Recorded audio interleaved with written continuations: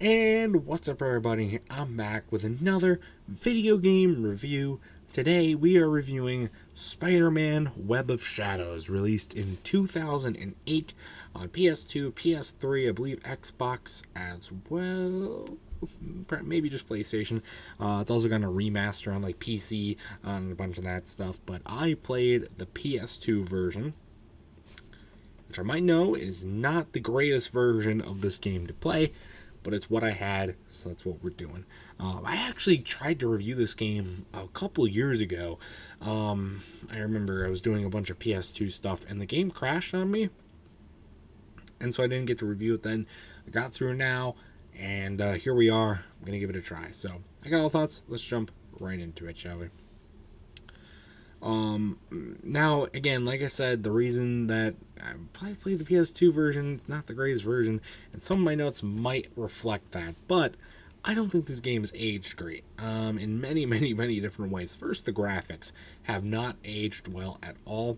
Maybe just because I'm spoiled with this new Spider-Man games on PS4, PS5, PS4 version 2018, and then Miles Morales. I still have not played Spider-Man 2.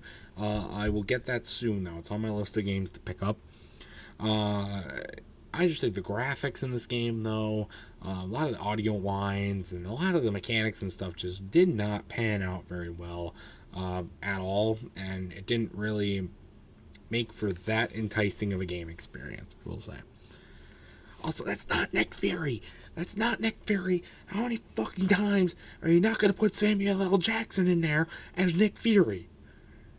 Come on, you gotta at least be a little closer than what they did for this game. I say it in the movie reviews, and I say it in the game reviews.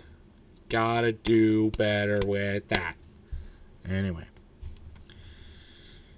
Ah, boy. I also thought the voice acting, like I said, with the voice lines, I didn't think they were that great. They tried to pull some one-liners, and, the guy for Spider-Man wasn't that great. Some of the supporting cast was pretty good, in my opinion, but Spider-Man himself was not that great, and that kind of brought down everybody else, which kind of sucked, but, well. I do like the option of being able to choose between the good and bad feature. It's a cool thing to do because it gives the player a little bit more of its own control over the game. You can choose which direction you want to go, and you can even do multiple playthroughs to get multiple different endings or multiple different ways to play the game, kind of thing, which I think is really, really cool. I think that ties into a lot of cool stuff. I don't know. It didn't really play as much of a role as I would have liked to see in the game, but they incorporated it, and that's really, really cool at the end of the day. So, also, I thought the combat was pretty fun.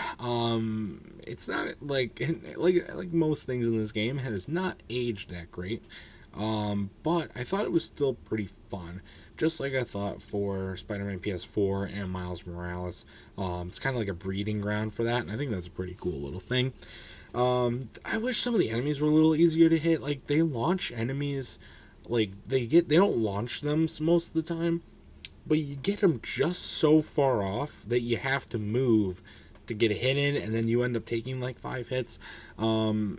It's much worse with the boss battles, but with the regular enemies too, it's even a problem. But I did think a lot of the boss battles were really cool. Some of the generic regular enemy combat, that can get boring after a while. But the boss battles, I think, is where the game really exceeds, and they definitely continue that formula for some of the later games as well. So that was really, really cool. I definitely enjoyed that. And really, overall, this is not a terrible game.